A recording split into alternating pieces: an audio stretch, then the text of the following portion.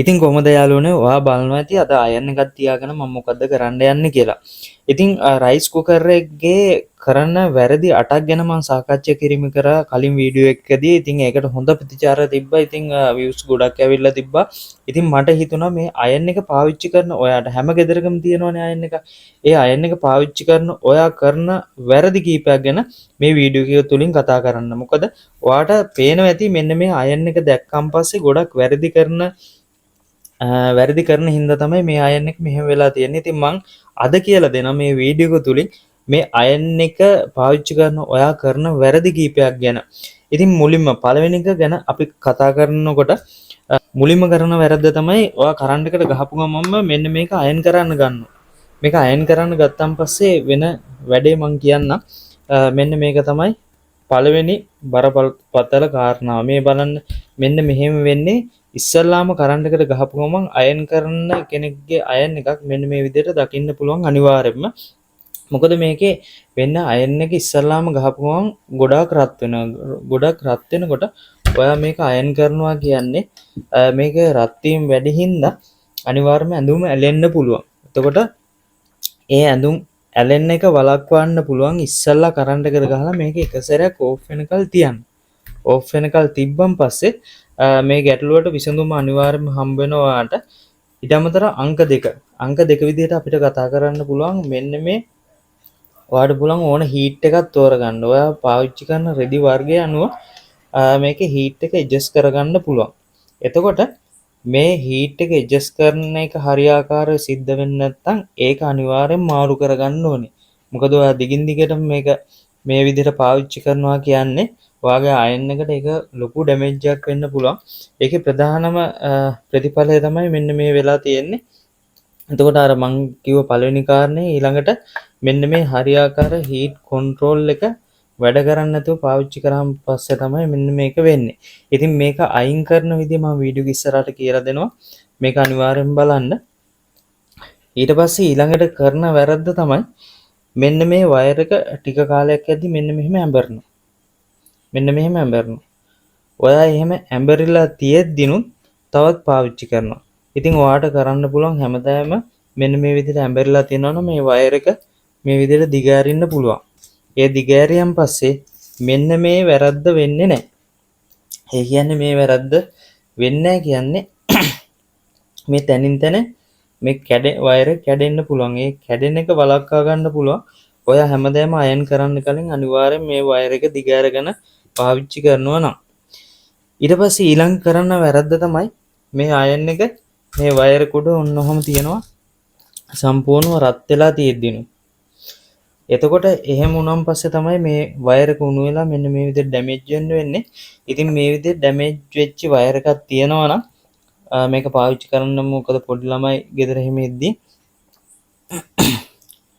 ළමයිට විදුලි සැර වදින්න පුළුවන්. මෙන්න මේ විදිහට ටේප් එතුවහම පස්සේ වෙන්නේ මේක තවත් උණු වෙනවා. එතකොට තවත් මේ ඩැමේජ් එක වැඩි වෙනවා. ඉතින් ඊළඟ වීඩියෝ එකදී මම කියලා දෙනවා කොහොමද මේ වයර් එක මාරු කරලා මේ අයන් එකේ එන දෝෂ කොහොමද නිවැරදි කරගන්නේ කියලා.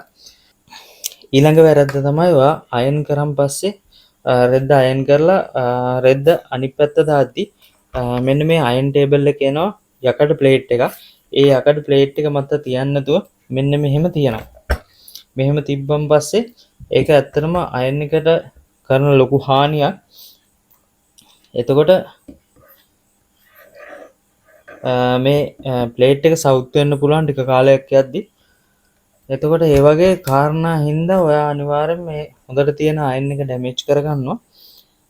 ඉතින් මේ වගේ වීඩියෝ බලන්න අපි subscribe කරලා තියාගන්න. ඊට අමතරව bell icon එකත් click කරගන්න. ඊට පස්සේ notification on කරලා තියාගන්නත් අමතක කරන්න එපා. ඊට පස්සේ ඊළඟ කරන වැරද්ද තමයි මෙන්න මේ වගේ පින් දෙකේ එකක් ආපු ගම අපි කරන්නේ පෑනක් හරි හොයාගන්න කම්මැලිකමට උඩ එකට ගහලා ඒ කියන්නේ ප්ලග් එකේ උඩ එකට ගහලා අපි ගහනවා මෙන්න මේ විදිහට. එතකොට වෙන්නේ මේ බලන්න මේ විදිහට පේනුව ඩැමේජ් වෙලා තියෙනවා. මේක දීර්ඝ කාලීන පාවිච්චි කරනකොට ෂෝට් සර්කිට් වෙනවා. ඊට අමතරව පේනුව ගිනි ගන්න පුළුවන්. ඊට අමතරව හරියාකාර මේක කරන්ට් එක යන්නේ නැති වුණාන් පස්සේ මේ වයර් රත් වෙලා උණු වෙලා විනාශ වෙන්න පුළුවන්. ඊට අමතරව මේ කොයිල් එකට හරියාකාරව කරන්ට් එක ගියපු නැති වුණාන් පස්සේ සිද්ධ වෙන්නේ මේ කොයිල් එක ඩැමේජ් වෙන්න පුළුවන්. ඊට අමතරව අයන් එක වාට විසි කරලා දාන්න තමයි වෙන්නේ. ඉතින් මගේ වීඩියෝ කරන බලන කෙනෙක්ට මම විසි කරන්න ඉඩ තියන්නේ. ඉතින් රිපෙයාර් කරන විදිය සම්පූර්ණව කියලා දෙනවා. ඉතින් මම අද ඔයාලට කියලා දෙන්න යන්නේ මෙන්න මේ හීට් මාක් එක අයින් කරගන්න විදිය. ඉතින් ඔයා කරන්න තියෙන මුලින්ම මේක ප්ලග් කරගන්න ඕනේ කරන්ට් එකට. මම ඒක කරන හැටි කියලා දෙන්න. ඔන්න ප්ලග් කරගත්තා. මේක රත් වෙනවා හොඳට. ෆුල් මේ හීට් එකට දාගන්න ඕනේ ඉස්සෙල්ලා. ෆුල් මේ හීට් එකට දාගන්න ඕනේ. අයන් එක රත් වෙනවා. තිබ්බන් පස්සේ දැන් මෙතන මේ මාක් එක තියෙන තැන ඉක්මනට රත් වෙනවා. මේ රත් වීම අඩුයි. ඒ කියන්නේ බලන්න වාගේ අයන් එක ඩැමේජ් වෙලා තියෙන්නේ. මේක මෙහෙම වෙන්න කලින් අනිවාර්යයෙන්ම මම මේ කියලා දුන්න කරුණු ටික පිළිපැදලා වාගේ අයන් එක පරිස්සම් කරගන්න අනිවාර්යයෙන්ම ඔබ බලා ගන්න. එහෙම නැති අයන් එකක් වුණත් මම මේ කියලා දෙන ක්‍රමේ ඔයාලට පුළුවන් මේකෙ මෙන්න මේ මාක් එක 100%ක්ම නැතත් 90%ක් 95ක් විතර මේ මාක් එක යවා ගන්න පුළුවන්. ඔයාලට කරන්න තියෙන ලොකු දෙයක් කරන්න නැහැ. මෙන්න මේ විදිහට පැන්ඩෝල් ගන්න. ඔයාලට ඊට අමතරව පැරසිටමෝල් උනත් පාවිච්චි කරන්න පුළුවන්. මෙන්න මේ විදිහට පැන්ඩෝල් කාඩ් එකක් ඕනේ නැහැ. පැන්ඩෝල් පෙති කීපයක් තමයි ඕන වෙන්නේ. ඉතින් මේක කරන හැටි මම සරලව කියලා දෙන්න. ඉස්සල්ලා මේක හොඳට රත් වෙලා මේ බල්බ් එක නිවෙනකල් ඉන්න. එතකල් මේක කරන්න යන්න එපා.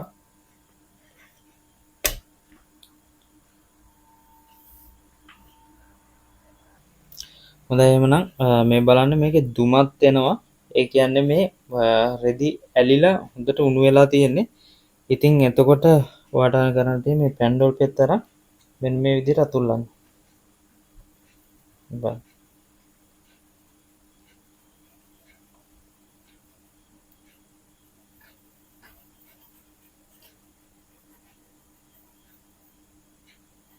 මේක ආරක්ෂා කරන්න අත පිච්චෙන්න පුළුවන්.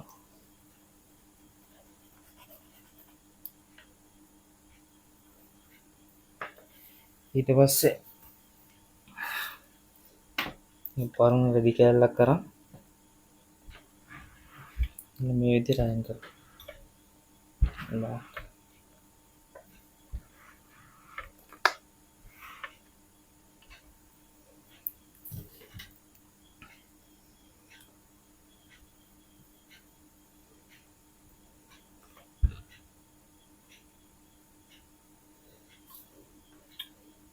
මාක් එක හොඳට යනකල් අයන් කරන්න. මේක කියන්න ඕනේ කාරණාවක් තියෙනවා. වැලි කඩදාසි වලින් හූරන්න යන්න එපා.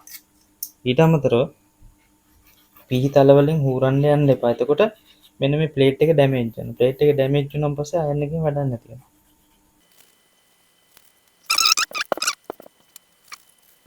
හොඳයි එහෙනම් යාළුවනේ ඔයාලට පේනවා ඇති 100%ක් වැඩේ සාර්ථකයි කියලා. ඉතින් පැන්ඩෝල් 10ක් විතර ගියා මේ තත්ත්වයට මට ගන්න. ඉතින් ඔයාට පුළුවන් මේ තව තියෙන මාක් හොඳට අතුල්ලලා මේ සම්පූර්ණව 100% මේක ඉවත් කරගන්න පුළුවන්. ඉතින් වීඩියෝ එක හොඳ නම් ලයික් කරන්න, කමෙන්ට් කරන්න, තව කෙනෙකුට බලන්න ෂෙයා කරන්න.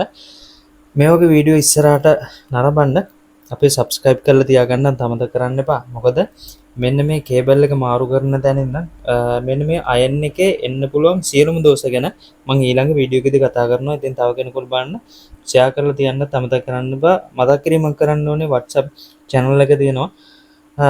link එක description එකේ තියෙනවා. ඊට අමතරව WhatsApp group එක තියෙනවා. join වෙන්න. ඔයාලට තියෙන ප්‍රශ්න ගැටලු සාකච්ඡා කරනවා ඒ group එක තුලින්. ඉතින් ඊළඟ වීඩියෝ එකදී අපි හමු වෙමු.